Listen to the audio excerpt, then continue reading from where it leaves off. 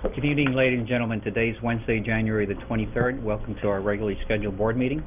Vicki, would you lead us in prayer, please? Everybody stand right. Heavenly Father, we thank you for allowing us to gather here today. We gather before you in hopes that our minds and hearts be focused upon your word and work. Grant us all your serenity that we may continue upon our path and accomplish all that comes before us. We ask this in the name of Jesus Christ, our Lord. Amen. Stu, would you lead us in the Pledge of Allegiance, please? I pledge allegiance to the flag of the United States of America and to the republic for which it stands, one nation, under God, indivisible, with liberty and justice for all. This pledge. Pledge allegiance to thee, Texas, one state under God, one and indivisible.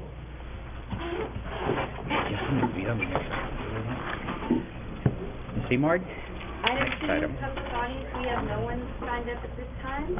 Item number 3, receive court director's report. Mr. Chairman, members of the Commission, I'll be brief with my comments. You have the director's report information in front of you. We got some good news.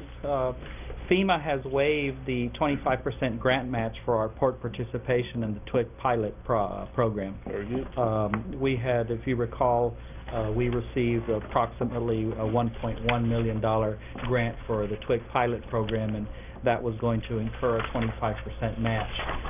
Under the omnibus bill that was passed by Congress, there was an effort in which we joined in with the Port of New York and New Jersey, LA Long Beach, to try to secure funds for that 25% match. And so the AAPA, through the collaborative efforts of the ports, received word from FEMA director that FEMA has agreed to waive the 25% fee. So for us, that means a savings of about $280,000. So certainly that can be diverted to other uses. Absolutely. Yesterday I attended a meeting at the Galveston District Office of the Corps of Engineers. It was essentially the project review board meeting, and a couple of things came out of that I want to report to the board. One is that our port deepening and widening project has been delayed a little bit longer. Essentially, where we were looking forward was to prepare for what they call a feasibility scoping meeting with headquarters sometime in April. And the preparation of that package that would talk to the benefits and the costs of our project was going to be finished and completed about this time.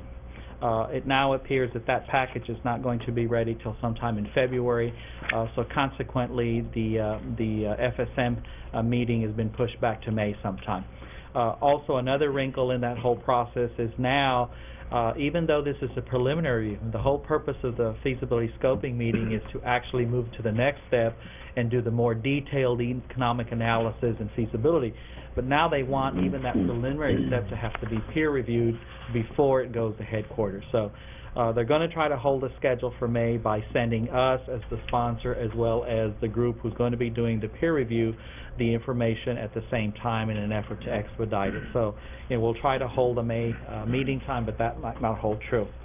At that same meeting, Colonel David Weston, the district commander, mentioned that you've probably been reading in the newspaper and hearing on the news about President Bush and Congress collaborating on a stimulus package. I think most of the discussion has centered on a income tax rebate back to folks, but part of that is going to be a spending bill, apparently. So what he told the group and later followed up in discussions with him is that they've been asked where the Corps may wind up getting like $350 million for expenditure to work on projects as part of the stimulus package. So they were asked to submit a group of projects that they could do. The only criteria they had would be projects that had to be executed in the current fiscal year. He did share the list of projects, and I'm happy to report that at least for now there are a couple of projects in there that include the Brazos Island Harbor, essentially the projects that we have not been able to do, which is the maintenance of the jetties, completion of all the other work that hasn't been done to date, the entrance to the harbor of Port Isabel, and they've got Port Isabel lumped in with the Brazos Island Harbor work. So there may be an opportunity, and we're certainly going to work it through whatever efforts we can to push if that there is going to be a stimulus package, that perhaps we can accelerate some of the funding for our needs in the current fiscal year and not have to wait till subsequent fiscal years. And then the last thing I just kind of want to report very briefly is tomorrow I'll be on Friday, I'm going to go to a quarterly meeting of the Tex 21 group in Corpus Christi, and essentially this is just going up and back on Friday, and this particular session is going to do some of the discussions as it relates to efforts in transportation. More importantly, there's going to be some presentations on things that you've perhaps heard on your visit to Panama, but on the impacts of the Panamex and the Panama Canal on transportation. It relates to the impact specifically on Texas roads, Texas ports, and so I'll be attending that one-day session, and that will be this coming Friday. So that concludes my report, unless you have any questions. Comments, gentlemen? Thank you, Mr. Campirano. Next item, number 4. Item number 4, consider an action on the following consent agenda items. A, approval of the minutes of the regular board meeting of January 9, 2008. B, approval to authorize payments over $25,000. 1, Blue Cross Blue Shield of Texas monthly premium for employee dependent health insurance due February of 2008 in the amount of $46,000. Item 2, City Capital monthly lease rental payment for the mobile harbor crane due in February 2008 in the amount of $28,564.75. Item 3, USA Corps of Engineers ratification, first installment of district match in the amount of $250,000. Item 4, USA Corps of Engineers second and final installment due March of 2008 in the amount of $150,000. Item C, approval of the following leases. 1, Transmontane Operating Company amendment. 2, Marine Railway Inc. new lease. 3, Gerald Cochran CBA G&O Shrimp Company release. And item 4, Esco Marine amendment. Okay. Mr. Chairman, request to table item 1. So you want Transmontane? Yes, sir. Okay. Make a motion. Second. Okay. We have a motion on the table to adopt item number 4, excluding C1. All those in favor? Aye. Opposed? Motion carries. Okay, item number 5, presentation by project engineer on the Port Road Improvement Project. Mr. Chairman, members of the Commission, in November of 2006, the Port entered into an advanced funding agreement with the Texas Department of Transportation for the construction of internal roads at the Port. As a result of this agreement, approximately 9.3 miles of roads within the Port have been identified for possible improvements. LNG Engineering of Mercedes, Texas, was selected as the project engineer, and Mr. Gustavo Lopez is on hand this evening to make a presentation on the status of the project. This is part of that $3.8 million project that includes for the work to be done on this, and again, that's an 80-20 split, so there is a cost share to us. We anticipate that available for construction is probably going to be in the area of $3.2 million.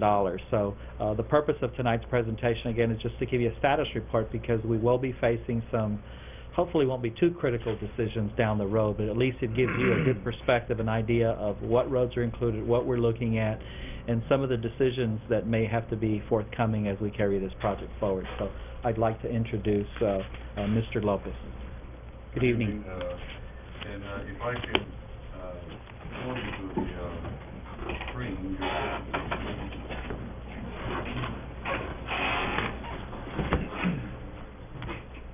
Basically, LNG Engineering, as Mr. Campirano mentioned, has been hired to develop the plans, develop also the bid documents, go ahead and construction, and also the inspection of various internal roads within the Port of Brownsville to either rehabilitate or reconstruct or construct brand new. These roads, of course, you're familiar with them. One of them is Files, the other one Windhouse, Ostos, Mineral Road, Yard Road, Oil Dock, and also all of the roads within the Stream Basin. So we are about 45 to 50% complete at this time. we need to go ahead and finish the complete set of plans by March of this year. We have submitted already before Christmas about a 30% set of plans together with the layout of the proposed work on a schematic type role to Mr. Campirano for the review, and also we have provided typical sections to make sure that we are in compliance on what is expected from us from the port.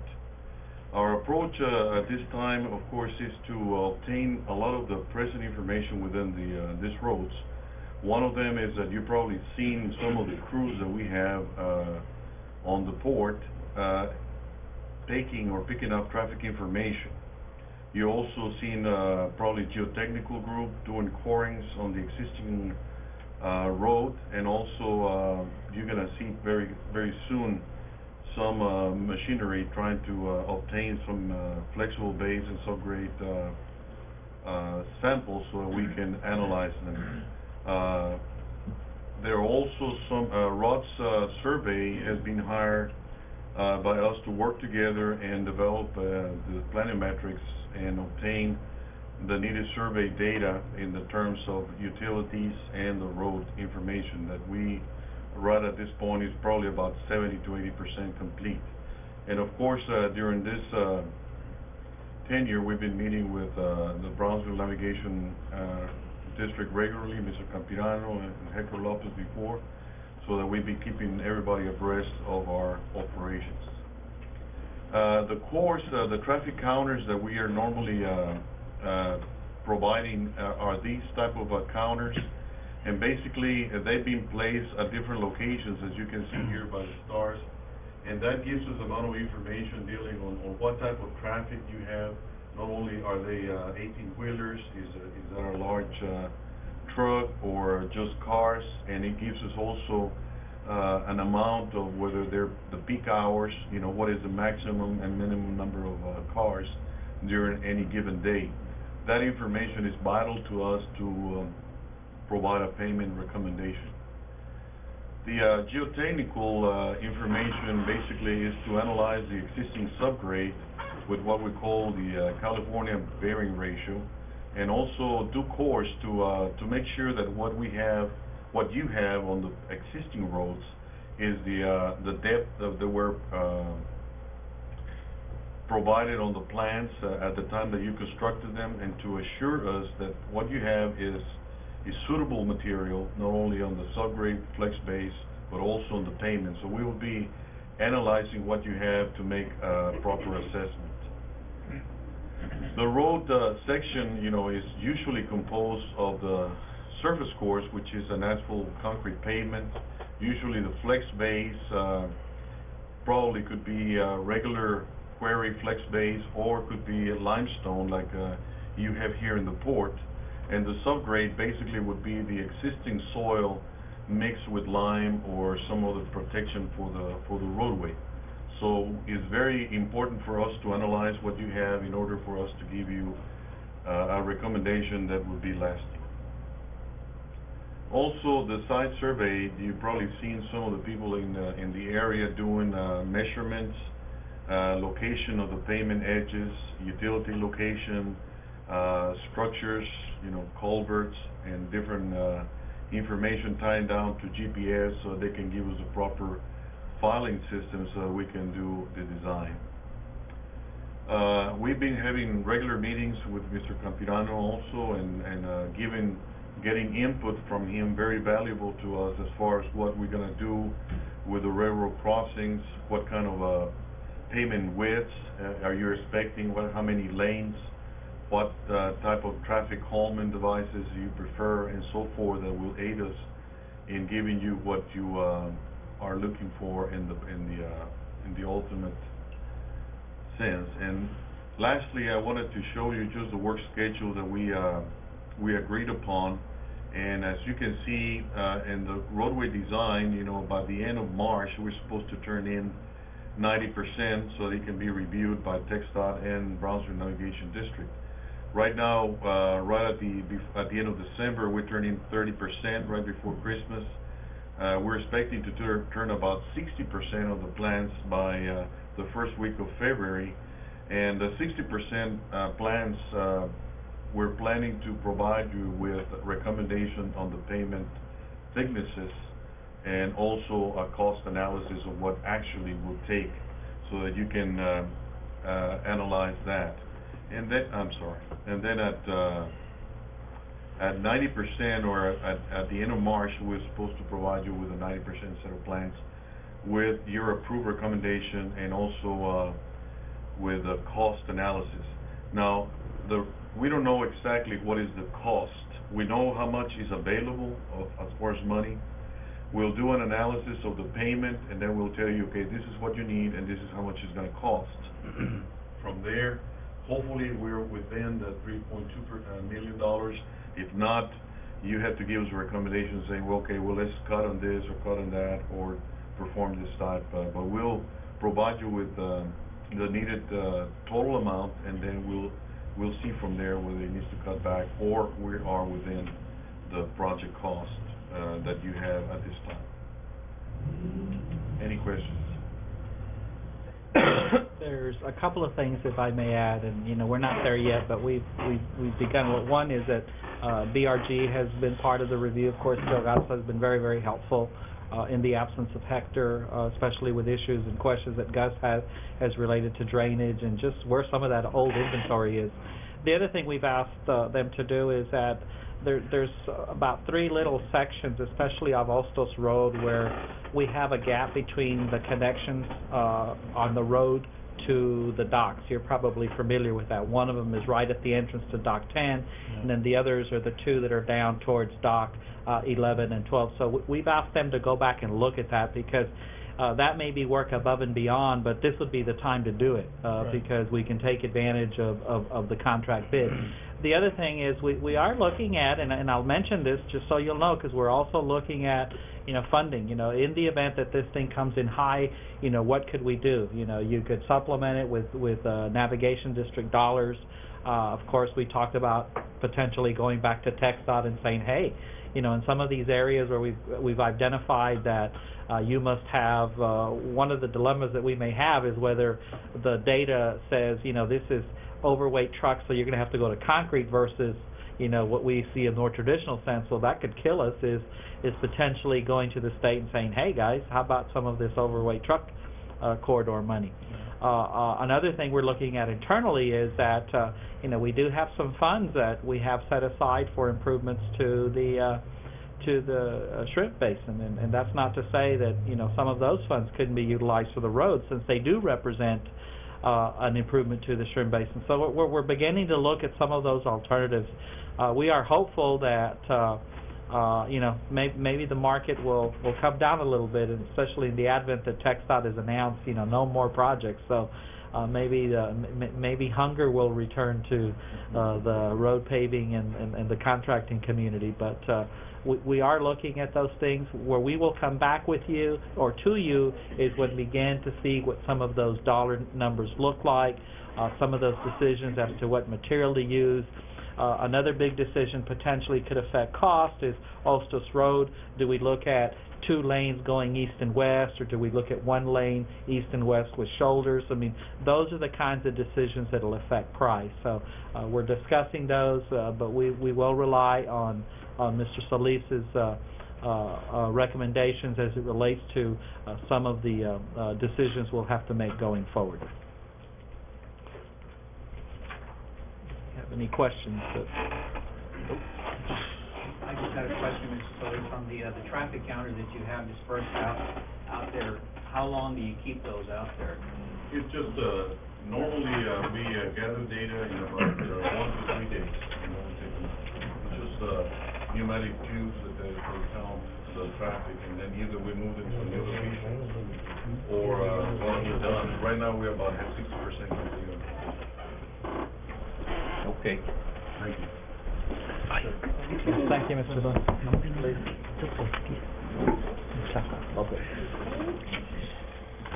Item number 6, receive report of submission of funds to TxDOT in the amount of $48,999.21 from overweight permit funds.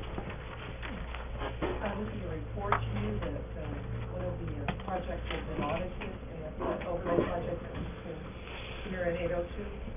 Back in 2006, it's been a while, I didn't know that what was happening. And they needed an additional, check to be sent for the, $999.41. So we're gonna be sending that off tomorrow.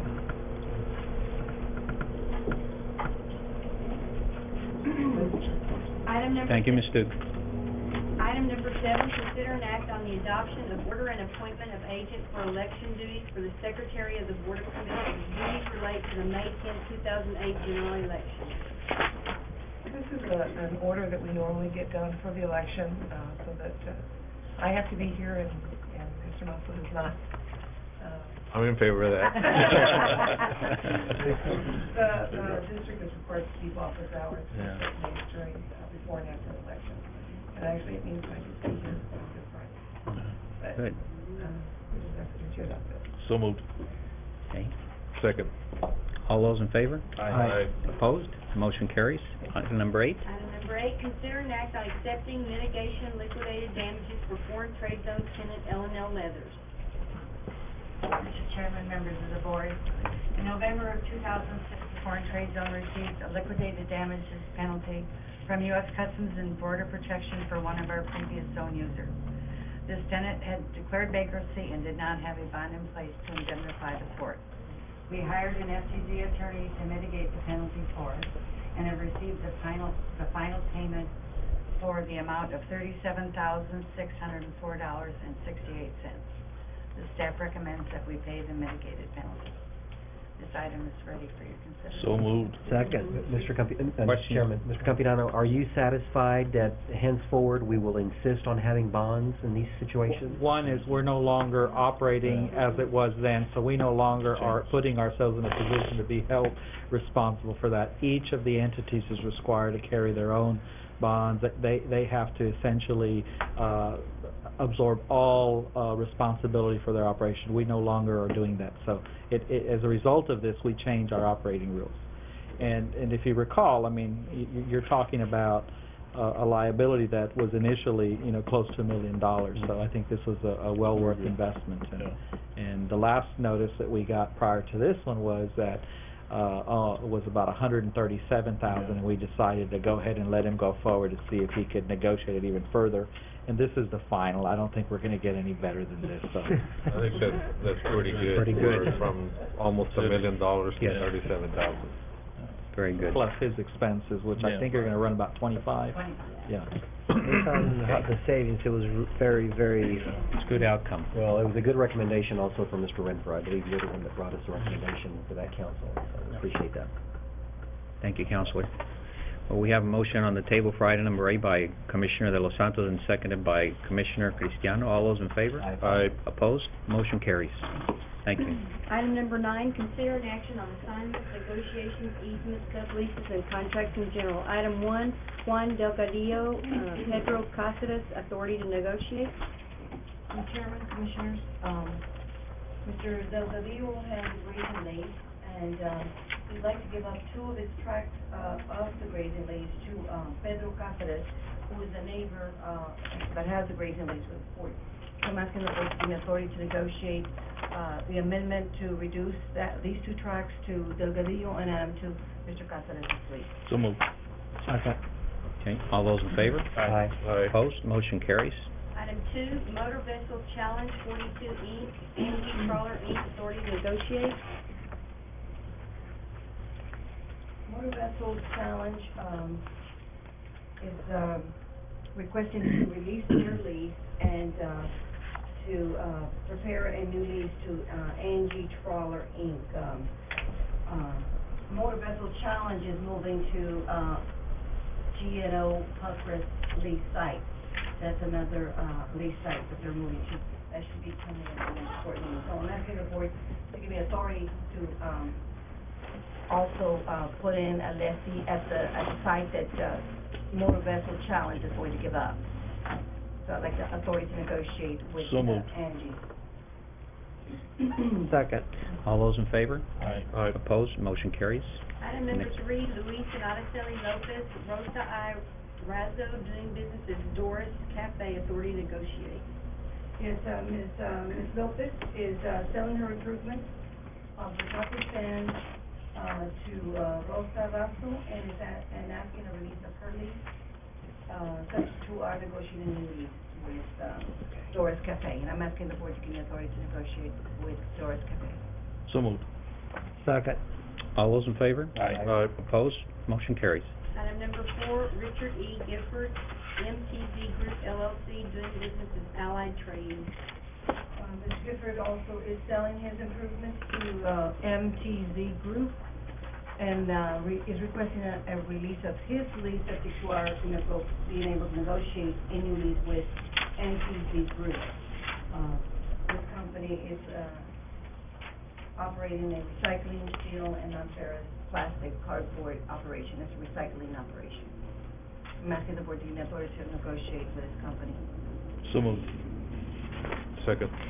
All those in favor? Aye. Opposed? Motion carries. Item number 10, adjourn into executive session. It's now 5:57. We adjourn into executive session.